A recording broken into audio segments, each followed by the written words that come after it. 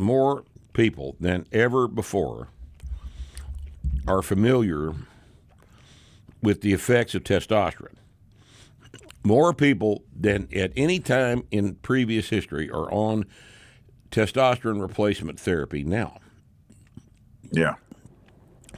Now, given that that is the fact, I wonder if that has something to do with the fact that we hear less and less about steroids from these clowns in the sports media all the time. Yeah, maybe. Maybe. And we haven't had a scandal in a long time. Very long time. Very long time. It's been a long time.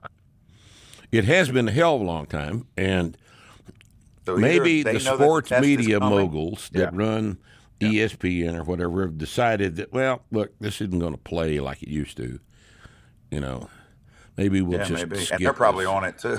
Yeah, well, now there. Well, Don Lemon's not on it, but Don Lemon, no, he's allergic to testosterone. yes, yeah. But Yeah, it's a miracle for people 35, 40 and up. I mean, my theory is, it's sort of like the lion who is the badass, and then he starts to age a little bit, and then the young lions come kick his ass, and he's sort of on his own. yeah, I think around that age, we're supposed to sort of move away. But who wants to do that? We got another 30, 40 years to go. yeah. I'm not gonna retreat, Yeah. and it makes me feel better, and so I'm going to do it. Yeah. And anybody that doesn't like that can just go get fucked. And there's such a big difference between, and I don't care what people do, but, we know, just so I listen to these podcasts and stuff, guys are taking a minimum 1,000 milligrams a week of test, and competitive pro bodybuilders up to 3,000 milligrams a week. Stuff, Which is different compound. pretty nice big slug of test. I mean, dude, you're a different person. That's with a bunch of test. Yeah. Yeah. And can you imagine? Plus the insulin, plus the growth hormone.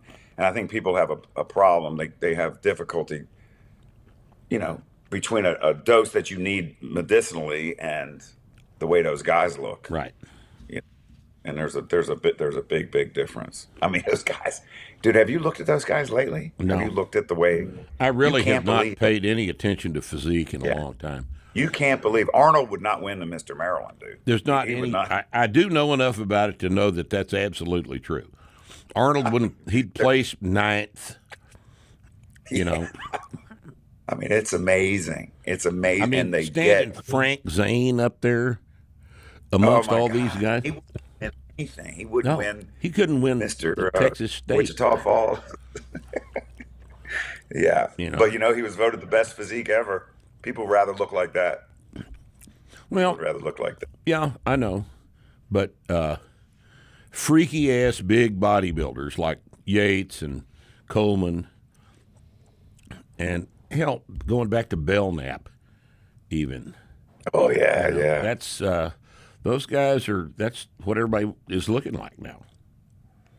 And They blow those guys away. Not Coleman, no. Nobody can blow Coleman. nobody blow Coleman away. No. No. That guy was amazing. You think he was on the verge of hyperplasia, man? I mean, what was that? He was I on saw the verge him. of a new species. Yeah. Is what he was. I saw him up close while he was like 320 in the off season, 330. I've never seen a person bigger. I can't imagine a person bigger arms than that in my life. He is not the nicest. I mean, he was just not too smart, but I shouldn't say it. He just didn't come across very intelligent, but I'm sure he's intelligent. But his arms, man. I saw him. I've never seen that. I went to a meet one time. I wasn't in the meet, but I was handling a lifter in the meet. And Coleman had entered the fucking meet just kind of as an exhibition thing. And This is before he started taking drugs? Yeah. No. He was at the height of his ability. Oh. He deadlifted like 875 or something. I mean, here's a fucking bodybuilder He Yeah. pulled 875 Yeah. of just meat. Super strong. He was a big, strong guy, and he got that big by lifting gigantic, heavy weights for sets of fives Three. and threes. Yes. He didn't do 15 reps. Yeah, he was a lifter. Yeah. Yeah. Super strong, man. Super He strong. was a genetically gifted power Yeah. lifter with thin skin and beautiful muscle bellies, and everything about the guy was aesthetically perfect. And I was around Kevin Levrone a little bit when he was making his comeback. So Kevin Levrone, you know who he is? I know who he is, yeah. Okay. Well, he retired for like forever, 20 years or whatever, decided to make a comeback. So he's in Maryland, so that's 2 hours from here. So I drove down with my staff. I drove down by myself the first time.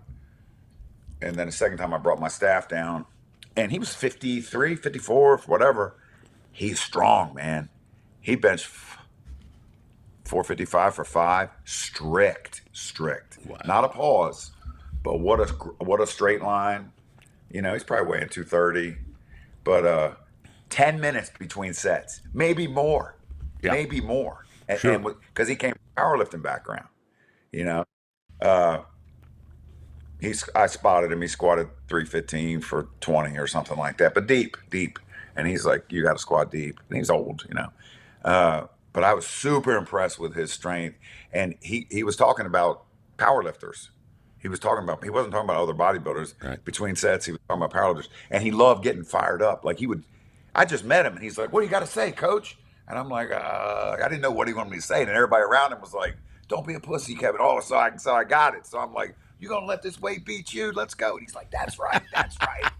And then get up there and do it. I mean, he called on everybody. My assistant coaches were like just watching him and a little intimidated, And Well, yeah. he'd be like, what's up, Christy? Tell me what's up.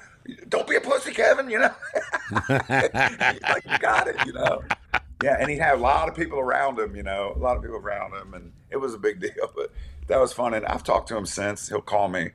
His son's a high school football player, and he was calling me once and wanted to know about things that have changed so much. Rip, my son's also a high school senior, so they're all being recruited, and it's crazy. There's no letter of intent now. You sign a grant and aid, but you can leave. You can do that and then go somewhere else, or you have no. The school can't back out on you, but you can back out on the school. Really? Plus the NIL and all that. So anyway, we talk once in a while about that kind of stuff. But yeah, his son's a pretty talented kid. Yeah. Well, yeah, but he was super strong. Isn't that impressive? 455 for 5. Yeah. The Rick, biggest and I'm talking bodybuilders that everybody knows and remembers are the strongest bodybuilders. Yeah. And Franco was legit, like 750 deadlift. Yeah. I mean, that's crazy strong. Yeah. At what was he? Did that at like He's 220? under 200. No, he was under 200. Was he? Franco was under 200. Yeah. When he pulled in the mid sevens. Yeah. Yeah, he would do those exhibitions, and he would blow up a hot water bottle. But they liked being strong. It was something about. Well, they knew where their size came from. Yeah, but I think they also, hell, I benched 500. That was a big deal when who was that, Pantera or somebody benched 500 for the first time. I know Pat Casey did 6, right? First. Pat Casey. The guys did wanted to be 6, strong. Yeah, everybody wanted to be strong back then. Yeah. But there's a destructive trend that has crept through what we do these days. And